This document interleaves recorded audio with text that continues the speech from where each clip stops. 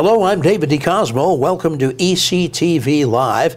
My regular co-host Rusty Fender has a couple of weeks off, and I thank him for sitting in for me while I was on vacation. Our guest today is Owen Worsbit of the Lackawanna Heritage Valley Authority, and Owen sort of kicks off a two-week session that we're doing here at ECTV Live, dealing with Earth Day events and our natural environment throughout the area. And Owen, I know the Heritage Valley Authority is very concerned about our environment, and consequently the group is involved with a number of Earth Day related activities. But I don't know that everyone knows exactly what the authority does, what it's there for. So let's start by saying, what is the Lackawanna Heritage Valley Authority? Well, the Lackawanna Heritage Valley Authority is a state and national heritage area that was originally established in 1991. The authority was established because of our unique history that we have here in the region related to the coal mining and the transportation industry. Now, one of our major goals is reconnecting people to the Lackawanna River and the environment. So we tried to interpret our past through our industrial heritage and the transportation heritage through some of the different things that we're involved in, which is building the Lackawanna River Heritage Trail, which is an asset along the Lackawanna River. It's a multi-use recreational trail, biking, walking. It's pet friendly, so you'll see a lot of people out there walking their dogs. Sure. But it is truly a community asset, not only here in the city of Scranton, but throughout the Lackawanna Valley. It's so important for an area to recognize its heritage, and where it can be preserved and then celebrated at the same time. I mentioned as we started the show that I had been on vacation, and on the way back from a family reunion in Florida, we stopped in Savannah, Georgia, and took a tour of the historic district there. And now there is a case where there are constantly busloads of people going out. I mean, literally, as soon as they fill up one bus, they take them around to show them this historic district. And people that live in our area, and when I say that, I mean northeastern Pennsylvania in general, sometimes don't appreciate the fact that our heritage, which in a sense is, it can be looked at as kind of dark. You think about coal mines and working underground, and yet there's plenty to be celebrated in that history. Lackawanna County Coal Mine Tour, prime example. Fantastic tour. People can see what it was like to work in those mines, what kind of conditions they had. And I was just there this past weekend and was happy to see carloads of people coming in to see that. But there's a lot more than that mine to be recognized and to be celebrated. We were talking about doing bus tours. One of the things that the Heritage Valley does is we do an ambassador tour, which is a tour that we offer to the public. I'm actually doing one on Thursday. And we take people to all the different historic sites around the valley. So we'll start off the day with a presentation over at Steamtown, and then we'll go to the Trolley Museum, we'll go to the coal mine, we go to the Everhart, we go to the Cultural Center. So we take people for just short tours of a lot of these sites so that they get an idea of what the site has to offer.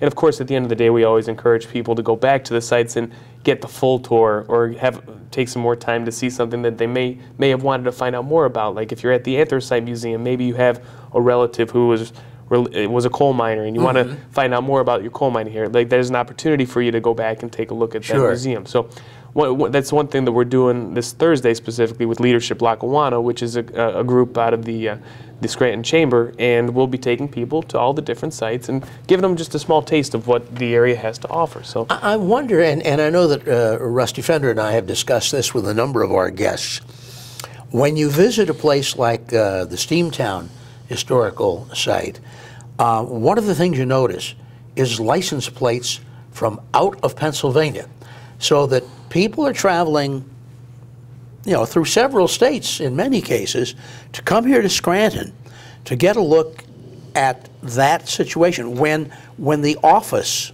television show was on, there were people coming to Scranton just to see some of the spots that were depicted on that show. So is it a case all too often, Owen, where the people from outside the area are coming to celebrate what we have, but the people who live in the area don't often recognize it. Well, I know some trout fishermen will be upset, but I know the Lackawanna River is a Class A wild trout stream from Scranton up through the Mid-Valley to Archbold, and there was a national Trout Unlimited conference held here in 2015, which brought people from all over the United States to Scranton to focus on the fishing of the Lackawanna Valley and beyond. And you don't often think of that. No, and I mean, any time of the day you can go up to Archbold at the Laurel Street Trailhead and see license plates from New Jersey or New York, and they're fly fishermen who have come here specifically to fly fish along the Lackawanna River. Sure. Well, you know, perhaps it's time that everyone in this area was alert to the wonderful things that we do have to see and to enjoy, and at the same time you're learning from them as well, of course. Sure. But with regard to Earth Day activities, I know there's almost a laundry list of things that you and some of the organizations you're partnered with are involved in. Give us an idea as to what will be happening around, and I don't mean the specific Earth Day, because we kind of acknowledge it throughout the month. Yeah, there's too much to just have on one day. So, you know, all the different community groups that want to host cleanups, you'll have them.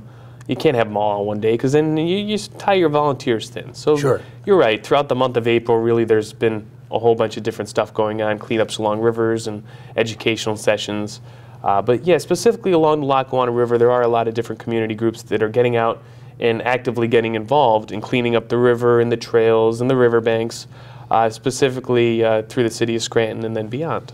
So that's one thing in particular. I know, actually, after I'm done with you today, I have to go meet with another group up in the Mid-Valley. There's a group of the Navy Sea Cadets. They're a trainee program with the Navy, and they want to do a cleanup up in the Mid-Valley area. So I'm meeting with them, and we're going to be scheduling something next week. So that's the next thing I'll be doing after I'm here with you. But I know there's different the Scranton Rotary Club has a cleanup scheduled. They're partnering with the Kiwanis Club of Scranton. They're going to be cleaning up a section of trail in the city's west side. I know the University of Scranton has a whole slew of events planned, but they're specifically working with me on Earth Day over at near the Broadway Street complex that they're building. So there's a lot of different community groups who are out there, and they're actively trying to get involved to celebrate Earth Day. Sure. I know that there's educational workshops going on at the mall that day with the Penn State Master Gardeners. They've got an Earth Day fair going on at the marketplace at Steamtown. I think this is the 3rd year that they've been doing it there. So there's just a lot of different stuff going on. And one of the places where you could find out a lot of this information is if you go to the Great PA Cleanup page and you type in Lackawanna County. The Great Pennsylvania Cleanup is a statewide outreach organization trying to promote all the different events going on, and it's partially funded through the Keep America Beautiful program. Yes. And they have a lot of supplies available for people who want to host their own cleanups. So if you are a local neighborhood group and you want to clean up the local dog park, or if you want to clean up a playground, you can register your event on that website, and then you can go to the PennDOT warehouse up on the Morgan Highway, and you can get gloves, garbage bags, safety vests, and they even provide water coupons. So actually, a lot of the tools you need to get involved in these cleanup are available as well. That's correct. And all you have to do is register your event.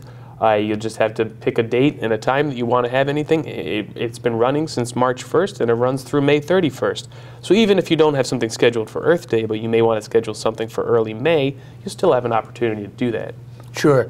Well, and keeping these trails and the river itself clean is something that really could be done all the time. Unfortunately, as much as we concentrate on trying to enjoy our environment, there are some folks that you know, take it the other way and leave litter here and there, and of course storms.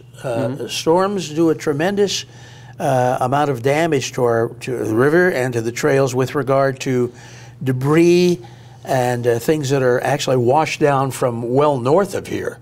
So even though massive cleanups have been held over the years, and I can remember, people pulling tires out of the river and things, you're still going to get some occasionally. So it's important. This is an ongoing effort, but April, Earth Day, Earth Month, if you will, gives you a chance to sort of concentrate your efforts and have that one big push to get everybody together to clean things up. Now, I know the trail that you folks came up with. Tell us a little bit about the length of that trail, where it is, etc. The Lackawanna River Heritage Trail pretty much follows the Lackawanna River, eventually beginning in Pittston. Right now, our southernmost point is in Taylor, but it'll eventually run north all the way through Stillwater Dam up to Uniondale, where it overlaps with the D&H Rail Trail. But it's roughly 40 miles. 30 of those 40 miles are going to be open to the public by the end of this year. Wow. Now, this was all former railroad line? We use a variety of different railroad lines, levees, city streets. You know, we followed the old Jersey Central Railroad through the city of Scranton, and then in the Mid-Valley, we're on the old Ontario and Western Railroad, and then north of Carbondale, we're all on the D&H Railroad. So, and the benefit of that in terms of someone who is a walker, for instance, is that your trails are, for the most part, basically level, are they not? Yes, for the most part, the trail is basically level. You're following an old railroad grade, which is no more than 2 to 3% in most places. There are some steeper slopes, but nothing that goes on for a long period of time.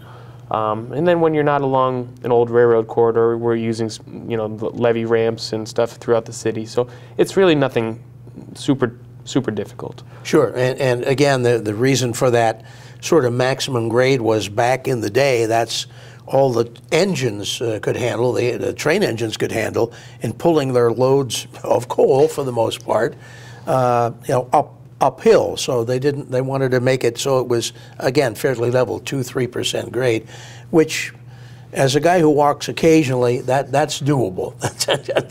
You get much more than that than I want somebody pushing me out. Yeah, and I want to go back to what you were saying about cleanups over the years. This is now the 7th year I've been doing this program, trying to promote the Earth Day outreach and the Great NEPA cleanup and everything. And initially, when we were doing this, I was pulling stuff out of the river like air conditioners, water heaters, tires. Oh, the first year I did this, I pulled a shopping cart out of the river that was from Hills. Oh. So that's how long some of this stuff was sitting in there. Hills hadn't been around for a while. No. Now we don't find that, though, which is good, which means that people aren't throwing their air conditioners in the river or it's not getting washed down. But, you know, as initially, Bernie McGurl from the Lackawanna River Corridor was very instrumental. We've had him on the program a number of times, yes. Very instrumental in getting a lot of the river cleaned up. And it's fortunately now to a point where we have it designated as a Class A wild trout stream for most of it, which is the highest quality rating you can get.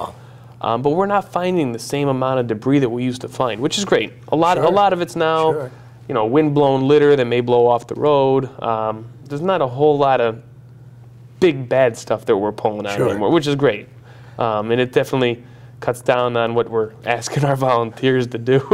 There was one time a couple years ago where I was working over near Sweeney Beach with Bernie, and we pulled the chair out of the riverbank. It was this old chair that was just in the middle of the riverbank, and we had to dig it all out and pull it out. There was a lot of stuff over the years that we pulled out of that river, and you know, fortunately, I think now it's looking better, and everybody's starting to appreciate it more and more. Well, if you think, you know, 20 years ago, and I was certainly covering news at that point, well into my news career, you would never think of doing fishing or kayaking or canoeing on the Lackawanna River. It's a great river to kayak. For this time of year, it's fantastic. You get some really nice stretches where you get some white water, but then you also have areas where it's very passive throughout most of the city, through the levees and everything. It's pretty quiet and everything. It's a nice, gentle ride. I think that's it's a good example of how successful the efforts have been with regard to Earth Day related type activities, because now you do find the river being used recreationally.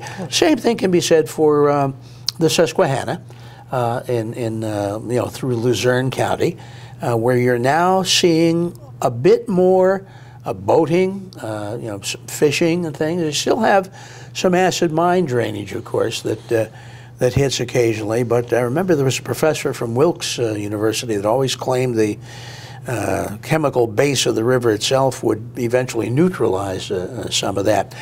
Now, the river we know is being used, and I know that you mentioned Bernie McGurl, and we know they have a couple events where they actually run kayak races and such. What about the trail? And I did a feature on part of the trail here. Is it being utilized, and if so, how so? Well, this past weekend we had the Scranton Half Marathon that enjoyed over 2,000 runners using it. So we've got a lot of people who are using it, and they run on it, they walk on it, they train for the different races. This time of year, up to the Scranton Half Marathon and then beyond, there's 5Ks and 10Ks almost every weekend starting at Olive Street here in the city. I know there's a couple events planned on the Mid-Valley section starting up in Blakely and going north. There's even up in Carbondale. We've just finished a new section of trail up in Carbondale. Oh. And the YMCA has been doing the Fred Ciccati race throughout the city for years. Well, this is the first year they're able to use the trail up there because it's going to be open to the public. So as we build more and more sections of trail, there's more and more races being held on it. More and more people are buying into it. And I think overall, the trail use has gone up. We've installed a counter on the trail over near my office on 7th Ave. And over the past year, we've been tracking data. And there's been roughly well, at this point, 120,000 hits that have gone past that. Oh, my word. So there's a lot of people just using that specific section of trail, but then you add that into all the other stretches.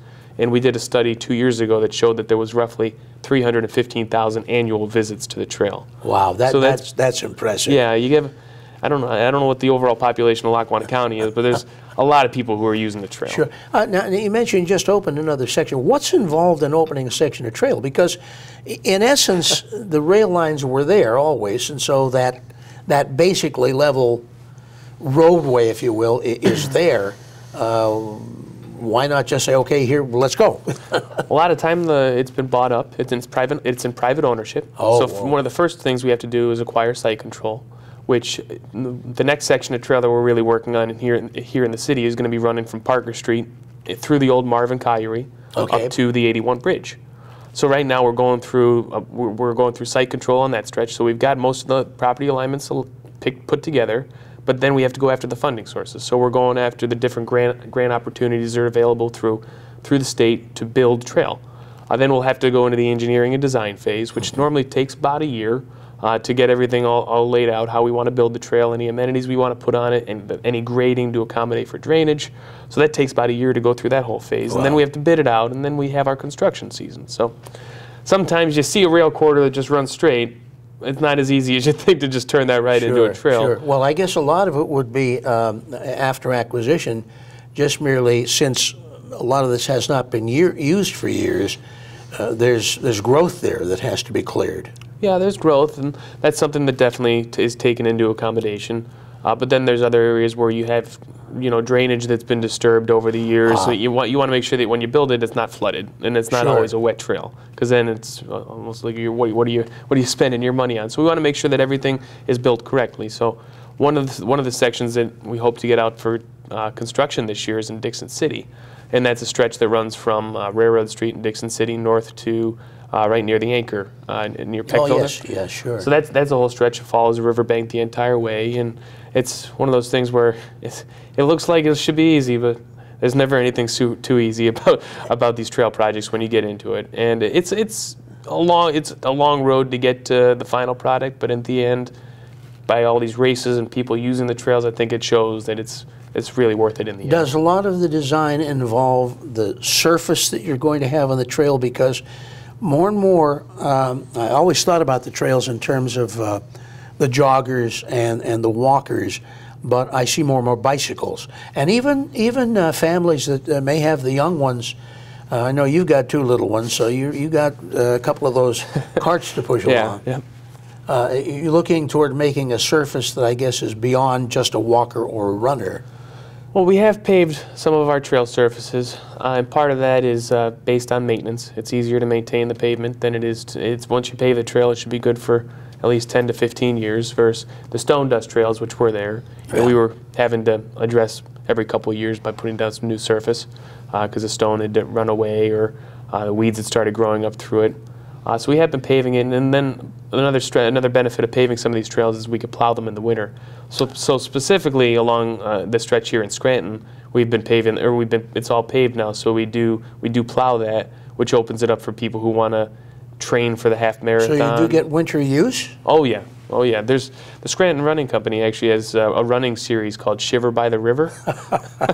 It's a 5K and 10K running series that it had a couple different races that start at Olive Street and you run south. But they also have different training programs that run throughout the year to prepare for the half marathon that we just had this past weekend. Yeah. So there have been people training for this since January. And you know, plowing the trail gives them a clean course to use to to get out there and train. Well, that must make you feel pretty good, though, that it's some kind of, you know, that the investment that was made, not only in money, but in terms of time and effort to get these things open, that they are truly being utilized by the public. They really are. There's some stretches that get more use than others. Obviously, through the city here, we see a lot of use from the different running clubs and the different events taking place on it. One of the things we're also doing now is we partner with Steamtown, who you were talking about in the beginning, doing a program called Railroads, Rivers, and You. It's a program aimed at 4th grade students, and what they do is they go to the park in the morning and they do some measurements along the track, and they get a little bit of a history on how to measure railroad ties and how everything is done building a railroad track. And then they go over to the trail, which was along a former rail corridor, right, and they tie a little bit of history in with that, but then they also tie the environmental aspect into it, and they'll do a stream study. So they actually get buckets of water out of the river, and they're looking at the different bugs that you could find in taking water samples. Taking water, yeah. So they're taking and finding out what bugs they could find in the river and what that means for the health of the river. Certain bugs you find in higher value water streams versus others. So yeah, it's a neat program that they started a couple years ago, and this year they're going to be actually doing it down under the Olive Street Pavilion, which we just opened up back in the fall. So it's the 3rd year doing this, and so far we've been pretty good with it. The students seem to really enjoy it, and I know last year there was over 1,000 students that took part in this program, and they're not only from Scranton, they're from all over the valley and then even beyond. We pick up schools from down in Luzerne County and up outside of Tunkhannock and everything too. So we get a decent amount of students participating in that program. Brings to mind a question, because we're talking about Earth Day and environmental cleanup efforts and such. Is the generation coming along going to be far more aware of environmental concerns, of the importance to keep our natural resources clean and unlittered? Is that going to be a better generation coming along in those terms? I think it goes with everything else. I know a lot of people tell me about 40 years ago, you wouldn't want to go near the Lackawanna River because of the smell. Yeah. I have no memory of that. I mean, I grew up right near it, but I don't remember it smelling terrible. And now, obviously, the river doesn't smell as bad as it did 40 years ago. So I don't have that same connection that you might have to remembering how terrible. I always remember it now as a great asset for the area. I did many stories of, and I talk about Lackawanna and Susquehanna, of an odor you would get, that iron sulfide odor from the mine, influence. Certainly of the litter, sometimes of the color. In the river, you might get a copper kind of color. And I'm talking about 20, 30 years ago in my news reporting days, this was a common thing. You would not, as I said earlier, you would not have seen a kayak or a canoe, very, very rarely, maybe on the Susquehanna. And the Lackawanna at the time was probably far more noted for its flooding than anything else. Of course, since then, you've had levees put in. Right. Well, I think, and moving forward, I hope this next generation is able to take advantage of these resources that have been improved upon and that we're also continuing to build. Wouldn't it be great one day to be able to hop on a bike in Scranton and just bike along one continuous trail all the way up to Carbondale? Oh, wow. That'd be nice. Yeah. It'd be I think it's 22 miles if my trail miles are correct. It'd be a nice ride, just up the valley, all on the trail, and all on the Lackawanna River. That'd be nice. Sure. So I think that that's something to aspire to, and it would be fantastic. I'd probably come the other way because I consider that downhill. Yeah, you can come downhill. It's a little easier. Even if it's only a 2% grade, at least I'd be going. I'll tell you, one thing we're looking at doing this fall is having a bike ride on the northern stretch of the trail, starting in Carbondale and going all the way up to Ararat, and then you come back down, and that'll be 20 miles of all brand new trail. Wow. So that's something that we've been working on with the Rail Trail Council of Pennsylvania. They own mostly the whole trail north of Simpson. But one thing that we're looking at doing is partnering on them and partnering and having a nice long bike ride up there all on the trail. So that'd be taking you to the headwaters of the Lackawanna River and then coming all the way back down. Well, the big thrust, for, again, the Earth Day related activities is going to get people out to do cleanup or necessarily maybe some just kind of, when we say cleanup, it doesn't necessarily always mean just that somebody's dumped something, but you know, we've had some great windstorms lately, and they're going to bring down tree limbs that may come over the trails and such, so you need that kind of cleanup as well. Right, and I think I was talking earlier about, you know, we're not pulling as much big stuff out. Yes. So something that we've started doing is actually, you know, trying to, we'll install benches along the trail for different groups want to adopt a bench, or they want to help out, so we'll fix up a fence that might be a little in need of repairs, so we'll treat it or whatever we need to do. But as you mentioned, obviously picking up some litter and cleaning off some limbs are always needed, but we're trying to find more and more things for people to do to get involved. And one of the things that we've been working on is, I'm sure you're familiar with that knotweed, that bamboo stuff that grows along the riverbanks. Yes. Or trying to get that back down the riverbank as far as we can. That's always an ongoing effort, as you know. No, you can cut it 20 times a year and it still just comes back. Before we wrap up then, if there are people that want to get involved in any of these efforts, are there places they can turn to find out where they're going to be held and when? One thing they can do is they can go to our website, LHVA.org, and on that website we have a lot of the different events going on through our partner organizations. And the other thing that they can look at if they're looking to do more hands-on cleanups, whether they're getting out in the different communities, is to go to the website that I mentioned earlier, which is the Great American Cleanup of Pennsylvania. You type in Lackawanna County, and I was just down there before I came over, and there's probably about 20 different events lined up for the month of April. Everything from doing cleanups in Southside at Connell Park to they're doing a big river cleanup over in the Plot section of Scranton. So there's all these different cleanups all over the city, and then of course Lackawanna County that are going on. So I would suggest going on there and taking advantage of what other people are coordinating and go from there. And then you'll be able to enjoy all these wonderful facilities that celebrate nature and celebrate our own history at the same time. Owen Worsbeth, thank you so much from the Lackawanna Heritage Valley Authority. Appreciate your joining us on this program. Mark McGlory, thanks for keeping us in focus. And Rusty Fender, enjoy your couple of weeks off. I'm David DeCosmo for ECTV Live. Until I see you again next week, here's hoping all your news is good.